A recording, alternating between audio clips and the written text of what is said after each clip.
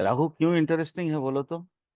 क्योंकि राहु को समझ पाना बहुत मुश्किल होता है ना।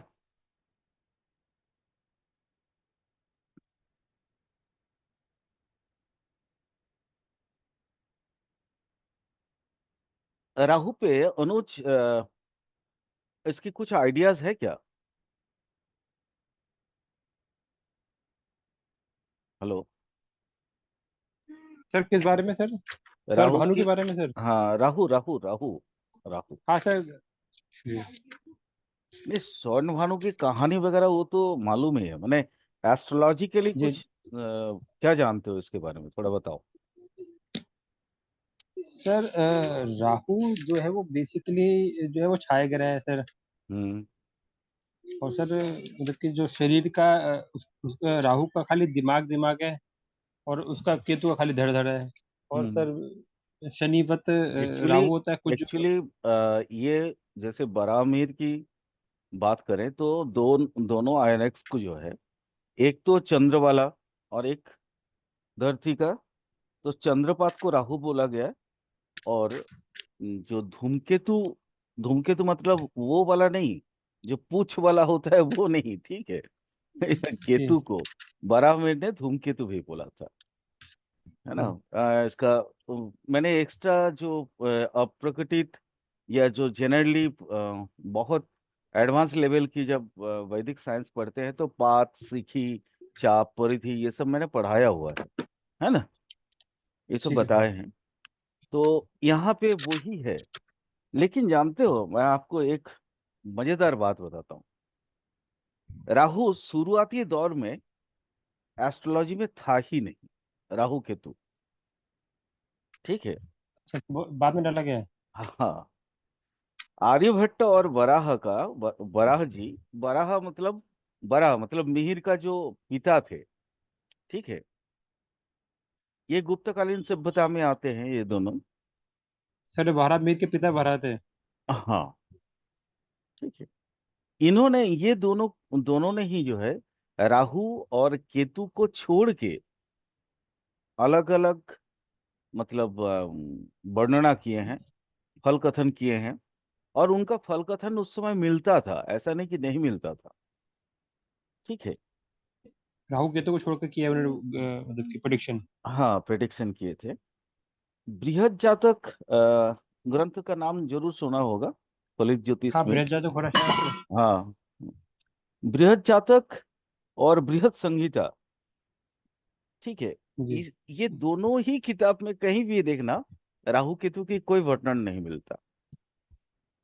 अच्छा जी। मैं आज वही पढ़ रहा था, ठीक है। क्लास कराते समय थोड़ा सा होता है ना कि थोड़ा देख लो क्या क्या है सर एक क्या तो नहीं भरत है। जातक, भरत जातक में और बृहद जातक और बृहद संहिता, ये अच्छा दोनों ही वही ग्रंथ। संगीता। हाँ, ये जी। दोनों ही ग्रंथ में मैंने राहु केतु का कोई फल बताया नहीं है वो, कोई भी मतलब उसके वर्णन है ही नहीं। बाद में एक्चुअली पराशर जी जब सबसे पहले लघु, फिर मध्यम, फिर बृहद पराशर, ये बृहद पराशर ये जो ग्रंथ है, वहां पे जब विंशोत्तरी दशा का सबसे पहला निर्माण हुआ था, ठीक है। उससे पहले जी। विंशोत्तरी दशा नहीं, अष्टोत्तरी दशा वगैरह ज्यादा चलता था। योगिनी दशा, चर दशा, ये सब के ज्यादा प्रयोग होता था। लेकिन अच्छा। सबसे पहले पराशर ने 120 साल हमारी आयु को माना था, क्योंकि उसी के हिसाब से उन्होंने विंशोत्तरीय दशा विधान किए थे। बेसिकली फाउंडर जो है वो पराशर ही है। वहां पे राहु केतु का उन्होंने फल लेकिन बताया। उन्होंने पहले ही माने पराशर जी पहले ही बताए थे। आर्यभट्ट ये सब तो बाद में आया, है ना। लेकिन उस पूरा जी। पीरियड में, बराहमीर आर्यभट्ट की पूरा पीरियड में राहु केतु किताबों से गायब हो गया था। एक मजेदार चीज मैंने बताया ना आपको। क्या जी? बोले एक मजेदार चीज, एक मजेदार इंफॉर्मेशन दिए ना। हाँ ये बढ़िया है सर। सर क्योंकि ये सर, इंफॉर्म इन्होंने बगैर आप वरामिर और आर्यभट्ट ने बगैर इसके ही प्रोडिक्शन कर रखी थी, वो तक ये तो। हाँ, बिल्कुल क्योंकि बिल्कुल। वो पहले पराशर से जब इन्होंने 120 पहले थे। वर्ष की शुरू करी तो। हाँ, जी उन्होंने उन्होंने तो राहु केतु का फल वर्णन किया हुआ है। आज हम लोग जी जी जो हाँ। राहु केतु के बारे में, राहु के बारे में पढ़ेंगे, तो अकॉर्डिंग टू पराशरीय पद्धति, ठीक है। ठीक। तो वहां पे पराशरीय पद्धति में खैर कुछ हमारी पौराणिक कहानियां भी हैं। वो कहानियां इससे पहले भी मेरे राहु की क्लासेस हैं, ठीक है। राहु के बारे में बहुत क्लास मैंने किया हुआ है, तो वहां से देख लेना। कंप्लीट उसमें राहु है, ठीक है।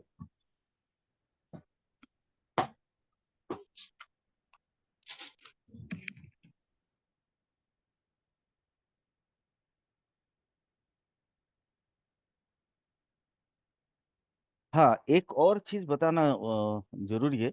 ये बृहद जातक जो ग्रंथ मैंने बोला, तो बृहद संगीता में तो था ये, लेकिन इन्होंने जो कालचक्र गणना किया था बराह जी, तो वहां पे कालचक्र दशा के हिसाब से उन्होंने पूरा मतलब फल कथन किए थे।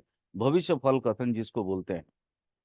अगर कभी आप लोगों को पेशेंस रहे, और कभी एडवांस लेवल की अगर हम वैदिक क्लासेस कभी करें, आप लोग मेरे से करें, तो फिर मैं आपको ये कालचक्र दशा गणना बताऊंगा। वहां सर ये से बढ़िया भी करना होती है इसमें सर। है। इससे प्रोडिक्शन अच्छी होती है सर, काल चक्र दर्शाते सर। जी जी, बिल्कुल बिल्कुल। हमारे वहाँ पे एक मित्रगण है, वो करते हैं वो कहते हैं अच्छा। बिल्कुल सही बैठती है इसकी। जी जी अच्छा, ये जो काल चक्र गणना ये वराहमिहिर ने शुरू करी थी जी मेनली। जी। ये बराह का, ये बराह कालचक्र दशा, उसमें फिर बहुत सारी दशाएं आ जाती है ना, सन्नाड़ी, है ना। फिर वो पराशर का बहुत सारा चीज उन्होंने एडाप्ट भी किया था, ऐसा नहीं कि एडाप्ट नहीं किया था। चलो, आज राहु स्टार्ट करते हैं। राहु, राहु का जो उपास्य देव है, जानते हो क्या? उनका नाम क्या है? पार्षद देव, मैं कहते सर, मेरे को भी सर पता नहीं सर, वैसे तो शनि का ही कहते हैं सर। छिन्न विष्णु जी। मस्ता, यानी छिन्न हाँ जी। मस्ता। अच्छा राहु हाँ, के छिन्न माता आप। छिन्न मस्ता। हाँ आपने छिन्न माता आपने बताया तो ध्यान है, ध्यान आ गया। वो आपने पीछे उसकी पूरी कहानी बताई थी, अपनी पिछली वाली कहानी उसमें। हाँ हाँ, ठीक है सर। ठीक है। एक्चुअली एक बात, देखो, मैंने पिछले क्लासेस में मैंने उसको इन डिटेल नहीं किया था, बट बोला जाता है ना, राहु जो है शनिवत है, ठीक है। बट शनि और राहु के फल में या उसके कारक तत्व में बहुत अंतर है, बहुत ज्यादा ही अंतर। आप समझ सकते हो। जैसे शनि के बारे में मैंने क्या बताया था कि शनि शुरू से ही त्यागी है। वो बाहर कुछ दिखावा कभी नहीं करता, और अंदर ही अंदर ममत्व वगैरह जो भी है वो छिपा के रखता है। बट राहु जो है ना, राहु का सबसे पहला ही चीज होता है शोबिज, दिखावा। इससे बेटर दिखावा कोई नहीं करता है। राहु को लोगों को डराना पसंद है ना। ये लगता है कि मेरे भौं देख के, भौकाल देख के सब डर जाएं, और मुझसे बस दंडवत हमेशा मेरे आसपास घूमते रहे। ये राहु का सबसे बड़ा मतलब अ, कारक कारकता है। लेकिन मजेदार चीज क्या है, शनि और राहु की, बस बहुत ज्यादा मैं बड़ा नहीं करूंगा मैं इस क्लास को, क्योंकि पहले ही ऑलरेडी राहु के बारे में बहुत सारे बताया हुआ है। मैंने कुछ बेसिक चीजों को मैं वहां पे जो नहीं बताया, वो कुछ चीजों को मैं यहाँ पे ऐड ऑन कर दे रहा हूँ, ताकि आप लोगों को कभी कोई दिक्कत ना हो, ठीक है। शनिवत राहु में एक और बहुत अंतर मिलता है, इसलिए मैं कभी भी राहु को शनिवत नहीं मानता। क्योंकि मैं जब प्रैक्टिकली देखता हूँ, कुंडली तो देखना ही होता है, क्योंकि ये मान लो शोध करना हो या कंसल्टेंसी देना हो, आपको तो रीडिंग मैंने चार्ट रीड तो करना ही पड़ता है। मैंने राहु पे एक बहुत बड़ा चीज देखा, और वो राहु जो है ना, वो एकदम से आगे पीछे कुछ नहीं सोचता। उसको पास उसको चाहिए ना मोर मोर मोर एंड मोर। राहु अगर उसके एक्यूमुलेटिव मनी के साथ जुड़ जाए तो वो पैसे से कभी खुश नहीं हो सकता। उसको चाहिए मुझे और चाहिए, मुझे और चाहिए। मतलब मोर एंड ये मोर जो स्लोगन है, दिल मांगे मोर, ये जो स्लोगन है बेसिकली ये राहु का है। और राहु देखना, हमारे पूर्वजों ने राजनीति में राजनीति के साथ राहु को जोड़ा हुआ है। वो कभी और दिन हम डिस्कस करेंगे क्यों जोड़ा है। लेकिन अभी जस्ट राहु की कुछ कारक तत्व तो बता रहे हैं, तो आप इस चीज को समझ जाओगे। अनुज कुछ छल बोलोगे? कपट की सर, छल कपट की वजह से सर। नहीं नहीं नहीं नहीं नहीं नहीं। मैंने एक एक चलो बता ही देते हैं। राजनेता मैक्सिमम उनकी माने क्या होता है, नॉर्मली दो रूप होते हैं। मुखौटा ओढ़े हुए होते हैं, सामने में कुछ बोलते हैं, पीछे कुछ और करते हैं। ये राहु की बेसिक नेचर है, जिसके कारण राजनीति के साथ राहु को जोड़ा गया है। बहुत कम राजनीतिविद होंगे जो शनि से रिलेटेड होंगे। मतलब जहां अगर वो बेटर शनि है, तो बेटर शनि उसमें भी मतलब वो सारी चीज आपको अब दिखावा नहीं होता है, बट वहां पे भी कुछ चीजें वो करते हैं। कुछ चीजें ऐसा होता है, लेकिन वो अंदर से उतना ही तितिक्षा उनके अंदर होता है, उतना ही त्याग होता है। मतलब उनको लोभ नहीं होता। लेकिन मैक्सिमम राजनीतिविद को ही या राजनेता को सबसे बड़ा चीज जो होता है वो है लोभ। चाहे वो कोई भी चीज का लोभ हो, ताकत की लोभ, पैसे की लोभ, हाँ, दबदबा, ये सब राहु का कैरेक्टर है। इसीलिए हमारे पूर्वजों ने राहु को ज्योतिष में, या जो भी है, फलित ज्योतिष के जितने भी ग्रंथ है, देखना लगभग उठा के उसके बाद वाला समय में जितने भी लोग आए हैं, सभी ने राहु को जोड़ा है राजनीति के साथ।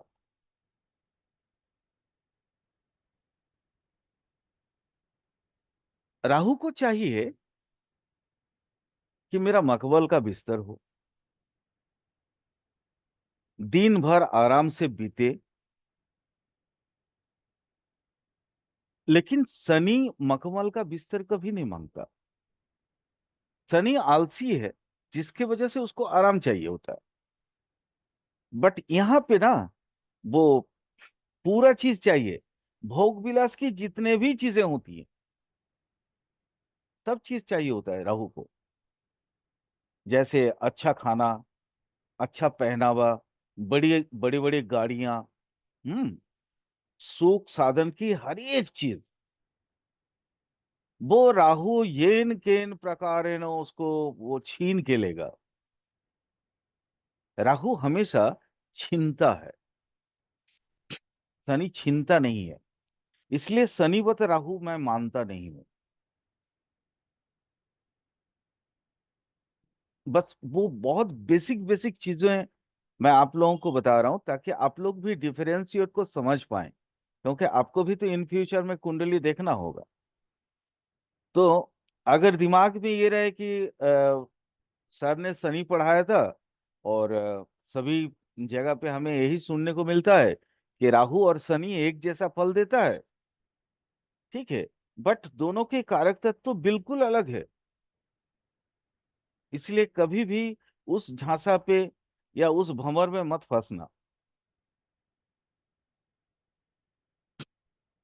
क्या है सबसे बड़ी बात?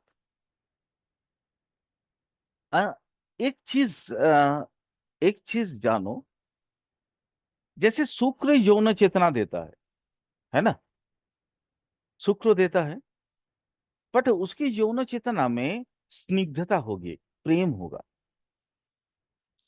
बट राहु के यौन चेतना में है ना, वाइल्डनेस होगा। वो माने कामोन उन्मत्त होकर, मतलब इतना कामातुर होता है वो कि उसको ना कुछ दिखता नहीं है। राहु की दशा कभी भी अगर किसी की कुंडली में भी देखो, और राहु कुछ ना कुछ फल उसका देगा ही। सेक्सुअल अपील उसका बहुत ज्यादा बढ़ जाएगा। वो हर हाल में कोशिश करता है कि अपनी वो इच्छा को पूरा करे। ये राहु की बेसिक नेचर है। और मैं जैसा हमेशा बोलता हूं कि चाहे किसी भी भाव में रहे, अपना ग्रह अपनी बेसिक नेचर कभी नहीं छोड़ता। इस बात को हमेशा याद रख। ग्रह अपनी बेसिक नेचर कभी नहीं छोड़ता, और चाहे वो अच्छे भाव में हो या बुरे भाव में। अच्छे भाव में होंगे तो, और बल अगर अधिक होगा, बलाबल अधिक होगा, तो वो दिखावा दिखावा में कमी करेगा। हाँ, चीजों में बदलाव तो जरूर होता है। और मानो किसी जिस भाव के साथ जुड़ा हुआ है, उस भाव से संपर्कित होके वो काम करना स्टार्ट कर देता है। फिर बाकी जो चीजें हैं वो थोड़ा सा गौण हो जाते हैं, मुख्य नहीं रहता। बट फिर भी समय जैसे ही मिलेगा, वो अपना फन जरूर उठाएगा। देखना, ऐसे भी बहुत लोग होंगे,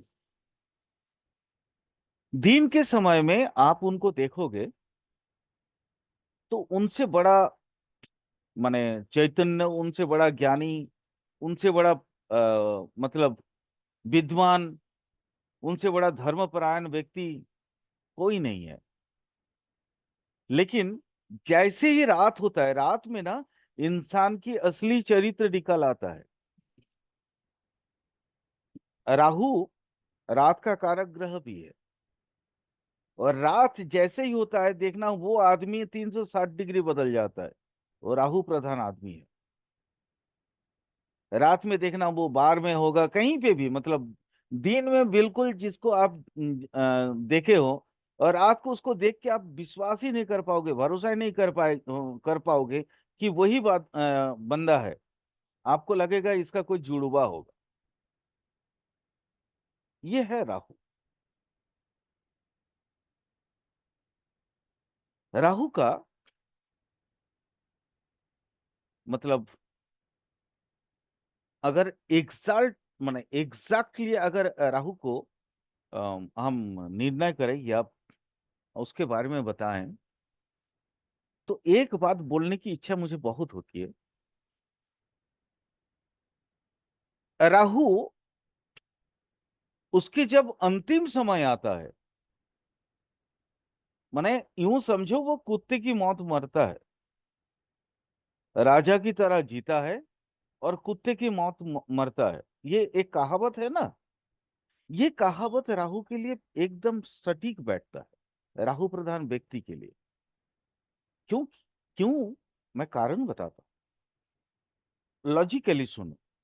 क्योंकि राहु जब तक है, उसके मतलब वो येन केन प्रकारे न उसने अपनी सभी इच्छाएं, काम वासनाएं, या जो भी माने उसके अंदर जो पाने की ललक है, वो पा तो लेता है। लेकिन अल्टीमेट दिन एक जैसा तो चलता नहीं है, दशाएं परिवर्तित होते रहती है। और बाद में जब वो राहु वो चीजें पहले तो दे देता है, लेकिन बाद में छीन भी लेता है। ये ये एक बहुत बड़ा राहु का क्वालिटी है। मान लो मैटेरियलिस्टिक, आपको बहुत सारा भोग विलास राहु ने दे दिया, लेकिन हो सकता है आपके घर परिवार की सुख छीन लिया हो। ये तीन जगह पे हो सकता है। राहु दशा जैसे एंटर होता है वहां पे भी हो सकता है। राहु की दशा मिडिल टर्म में हो, मतलब 18 साल का दशा है, मिडिल टर्म में है, मतलब 8-9 साल हो गया, उस समय भी हो सकता है।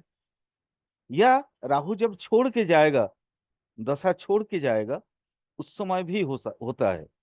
राहु राहु अपने दशा में खराब फल नहीं देगा, ऐसा हो ही नहीं सकता। एक चीज देगा तो दूसरा चीज छीन भी लेगा।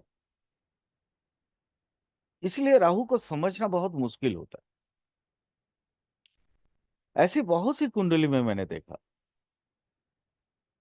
राहु उसको मेटीरियलिस्टिक लाइफ में इतना ऊंचा उठा दिया, उसके पास कुछ नहीं था, बट जैसे राहु की दशा आए तो गाड़ी, है ना, घर मकान, हर चीज उसके पास धीरे धीरे धीरे धीरे आने लगा।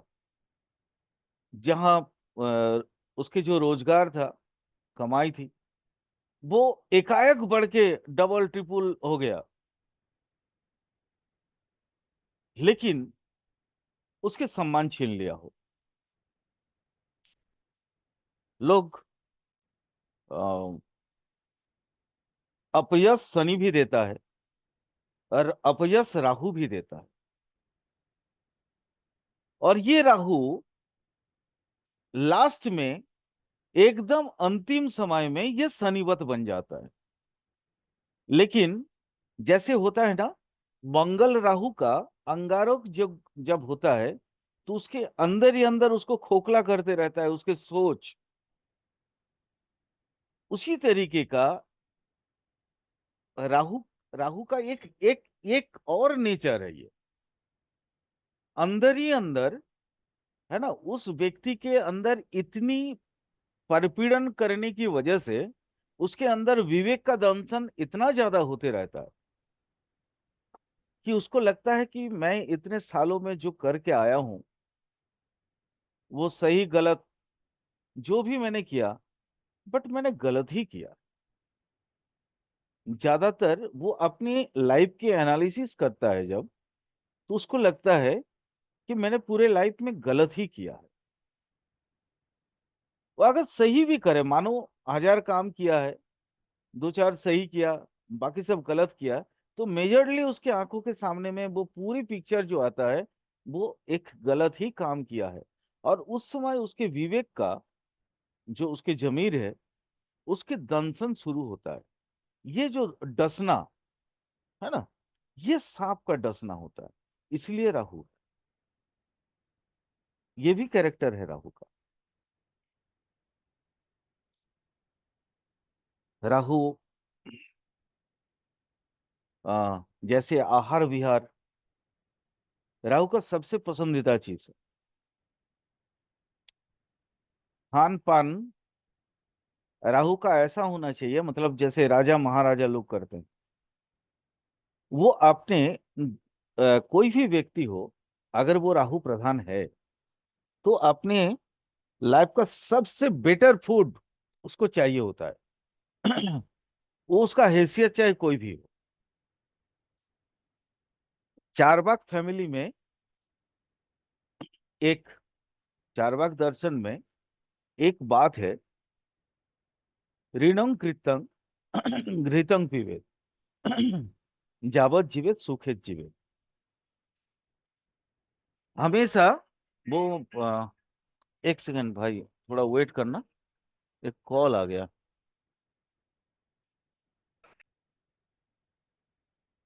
हाँ। जो चीज बता रहे थे, क्या बोल रहे थे अनुज? हम थोड़ा सा, हमको लास्ट लाइन जो है ना दिमाग से सरक गया है। थोड़ा बता दो, शिंदे सर बताओ ना, सर थोड़ा क्या बोल रहे थे? सर आपने बताया कि राहु जो है वो खाने के लिए अपने हैसियत हाँ, हैसियत खान के लिए पान की होते बात थे कर सर। रहे थे ना। हाँ, ठीक ठीक ठीक। राहु प्रधान जो भी व्यक्ति है, उसको ना अपने हैसियत से बाहर जाके जो है वो खाना चाहिए। हाँ, मुझे याद आ गया, मैं चारवाक दर्शन की बात कर रहा। तो चार्वाक दर्शन में जैसे एक कहावत चलता है, ऋणं कृतं घृतं पिबेत यावज्जीव जीवत सुकृत जीवेत। मतलब ऋण, अगर ऋण लेकर भी घी हमें पीना हो तो हम पीते रहेंगे, और जितना दिन तक हम जिएंगे तो सुख स्वाच्छंद्य के साथ हम जीते रहेंगे। ये एक कहावत चलता है। राहु का कैरेक्टर कुछ हद तक वैसा है। यूं समझ लो, राहु का कैरेक्टर कुछ हद तक वैसा है कि वो आहार विहार, खान पान इत्यादि किसी भी जगह पे वो अपना हैसियत नहीं देखता। अगर जरूरत पड़े तो दूसरे की पॉकेट से छीन के भी वो खा लेगा। छीनने का आदत राहु का है ही है। कारण क्या है? राहु दिमाग से खाता है। स्वर्ण भानु वाला कहानी वही यहाँ पे अनुज लागू होता है। और चूंकि वो कहानी मैंने पहले बताया हुआ है, धर्म सर पहले भी बताए हुए हैं ना हम राहु के बारे में इन डिटेल्स। आप तो क्लास में थे उस समय, धर्मदेव जी। पता नहीं कनेक्टेड नहीं है क्या? अच्छा, क्लास में देख लेना, स्वर्ण भानु वाला कहानी मैंने बताया। एक्चुअली मैं जो चीज बताना चाह रहा था वो ये है कि इसका चूंकि धड़ है ही नहीं, शरीर नहीं है, जिसके कारण ये ना दिमाग से खाता है, इस सोच से खाता है। और सोच से खाने वाले व्यक्ति का पेट कभी नहीं भरता। वो देख के खाने वाला व्यक्ति कभी भी उसका पेट नहीं भरता। इसलिए उसका हमेशा दिमाग में यही रहता है कि मुझे और चाहिए, मुझे और भी चाहिए। भोग कराने वाला राहु जब अंतिम समय में आता है ना, तो टेंशन इतना देता है कि आप सोच नहीं सकते। टेंशन किस तरह का? सबसे पहला जो काम करता है राहु, शुरू में तो आपको मैटेरियलिस्टिक दुनिया में बहुत दे देगा, लेकिन अंतिम में ये अर्थाभाव का कारक ग्रह बन जाता है। देखिएगा, पैसा नहीं है, शरीर बीमारियों से ग्रसित हो गया है ना। माने अब कोई भी चीज पहले जैसा नहीं रहा, तो इंसान क्या होता है फिर, मेंटली डिसेबल्ड हो जाते हैं, डिस्टर्ब हो जाते हैं। राहु वाले व्यक्ति, राहु का नेचर या राहु प्रधान व्यक्ति कोई भी हो, उनके लिए ये बहुत सहज है, बहुत ही सहज।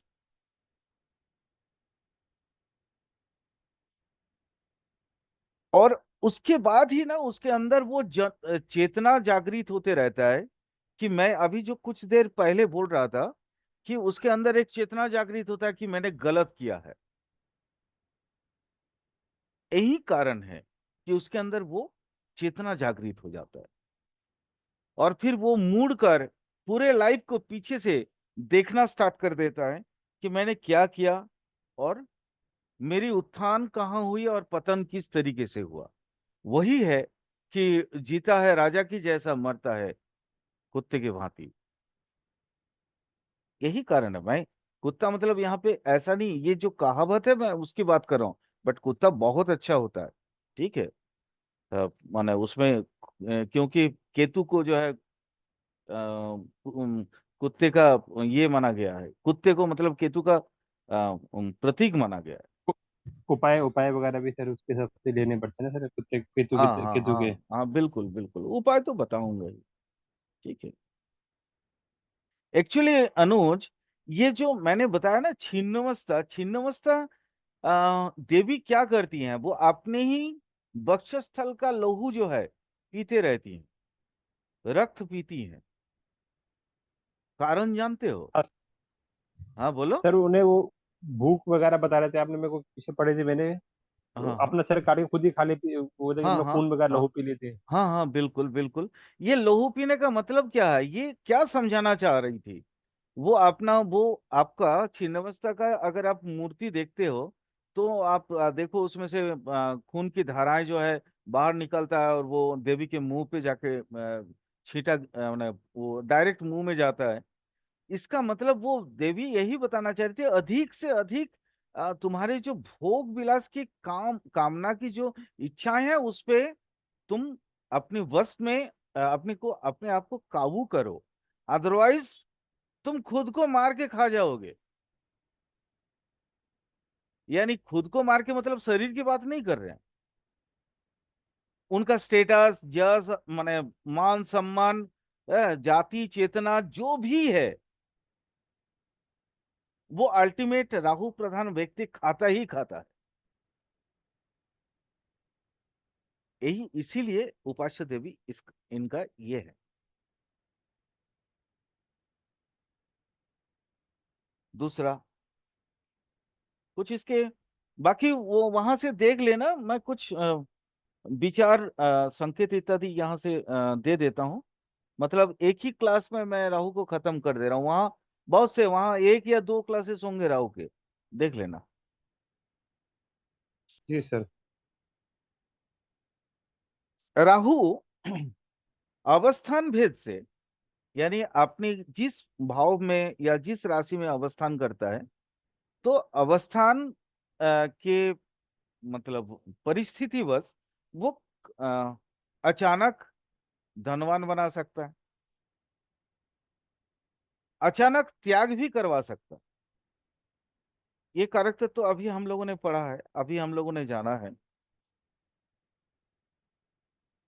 लेकिन उसके बाद भी देखना वो सडनली फिर वो पुराना वाला रूप ले लेता है, फिर वही कामुक, वही भिक्षु, है ना। माने ये अजीब सा रहस्यमयी चरित्र है। माने दिन में कुछ और देखोगे, रात में कुछ और देखोगे। यानी अभी आप देखोगे उस व्यक्ति को कुछ और। मैं इसको, राहु को एक्चुअली वो चार अंधों की हाथी देखना बोलते हैं। किसी ने सूंड को पकड़ा, बोला हाथी लंबा जैसा है। किसी ने उसके पाँव को पकड़ा, तो वो उसने बोला कि हाथी थाम जैसा है ना। किसी ने उसके पूंछ को पकड़ा, तो बोला हाथी ऐसा है, पतला एकदम, अंतिम बाल है।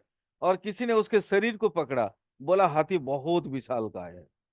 तो ये अंधों की हाथी देखना और राहु को समझना एक ही। शायद आप मेरी बात को समझ गए। इसलिए जी राहु पे हमेशा, राहु पे हमेशा अपनी नजर बनाए रखना। क्योंकि राहु को समझ लो तो ज्योतिष, मैक्सिमम ज्योतिष आप समझ गए। क्योंकि राहु क्या करता है, 12 भाव को ही, राहु केतु 12 भाव को ही, मतलब एकदम लग्न भाव से लेके आपका मोक्ष भाव तक सारे भावों को वो प्रभावित करता है। इसलिए राहु पे नजर बनाए रखना बहुत जरूरी है। राहु की वजह से दूसरे ग्रह भी खराब हो जाते हैं। या आपको जिस भाव में मान लो बहुत अच्छा रिजल्ट लाने वाला था, आपकी वो दशा अंतर्दशा, लेकिन राहु की वजह से वो दशा अंतर्दशा में बहुत खराब रिजल्ट आता है। जैसे एक उदाहरण देते हैं, मानो राहु बलि है, ठीक है, और राहु के साथ दशमपति का, दशमपति भी बलि है। दशम दशमपति मतलब दशमेश, ठीक है। दशमेश दशम भाव के जो मालिक है भावेश, उसके साथ राहु का संपर्क बन गया। नॉर्मली अगर भावेश अच्छा था तो पिता की उन्नति दिखाता था, पिता की यश दिखाता। लेकिन सडनली राहु जैसे ही राहु बली होके उसके साथ संपर्क बना लिया, तो पिता का ना माने भाग्य जो है एकदम खराब कर देगा, दुर्भागा बना देगा वो। वैसे ही अगर फोर्थ हाउस से रिलेटेड हो जाए तो माँ के लिए बहुत हानिकारक होगा। माने ये जस्ट छोटी छोटी एग्जाम्पल है। माने राहु क्या कर सकता है, नॉर्मली हम लोग क्या देखते हैं, जैसे मानो किसी भाव और भावेश या भाव में स्थित ग्रह अच्छे हैं तो उस भाव से अच्छा रिजल्ट आशा करते हैं ना। भावेश की मतलब दशा अंतर्दशा में, प्रत्यंतरा में, जहां पे भी हो हम अच्छा फल आशा करते हैं। लेकिन राहु के साथ देखना, जैसे मिल गया, कनेक्टेड हो गया, तो फल एकदम ही उल्टा आता है। कुछ और भी चीज थोड़ा बता दूं, टाइम है अभी। जैसे कुछ राशियों के लिए, माने कुछ राशियों के लिए नहीं बोल के अगर मैं ये बोलूं कि कुछ राहु कुछ राशि में अगर अवस्थित होते हैं या बैठते हैं, राशि में उपस्थित होते हैं, जैसे सिंह हो गया, वृषभ हो गया, है ना, फिर वो कन्या या कर्क राशि, ठीक है, यहाँ पे अगर राहु बैठते हैं तो वो शुभ माना गया है। वृषभ, वृषभ, कर्क, सिंह और कन्या राशि, वो शायद मैंने एक स्टोरी बताया था कि राहु के साथ सर एक बार दोबारा, सर एक बार हाँ, दोबारा बताएंगे, सर एक बार दोबारा बताएंगे। वृषभ में एक तो एक सिंह। तो वृषभ हो गया, वो तो वीडियो रहेगा, वीडियो से नोट कर अच्छा लेना, ठीक। कोई दिक्कत नहीं। जी। राहु जिस भावेश के साथ माने जुड़ता है, ठीक है, उसी के अनुरूप होकर भी वो कभी कभी काम कर लेता है, उसका रिजल्ट भी कभी कभी दे देता है। इसलिए हमेशा राहु पे अपनी नजर हमेशा बनाए रखना जरूरी होता है, तभी जाके आप खुद की कुंडली को भी एनालिसिस कर सकोगे, अदरवाइज नहीं कर पाओगे। राहु राहु अगर है तो 180 डिग्री पे केतु का अवस्थान होगा। मानो राहु या केतु कोई भी अगर त्रिकोण भाव में है, ठीक है, और माने त्रिकोण मतलब 159, ठीक है, अ, इसके साथ अगर संपर्क बनाता है तो राज्य का भी माने कारक ग्रह है ये, केंद्र के साथ भी होने से भी वो राज्य कारक ग्रह है। यानी राहु खराब ही है ऐसा नहीं है, राहु अच्छा भी है, और राहु कभी कभी तो बहुत अच्छा भी है, माने एकदम फर्श से अर्श तक ले जाने वाला। लेकिन राहु वो भी है जो अर्श से फर्श तक ले आने वाला, वो भी है राहु। राहु के बारे में अगर जितना भी बोलूं तो वो कम होगा, इसलिए उतना डिटेल में नहीं जाऊंगा, ठीक है।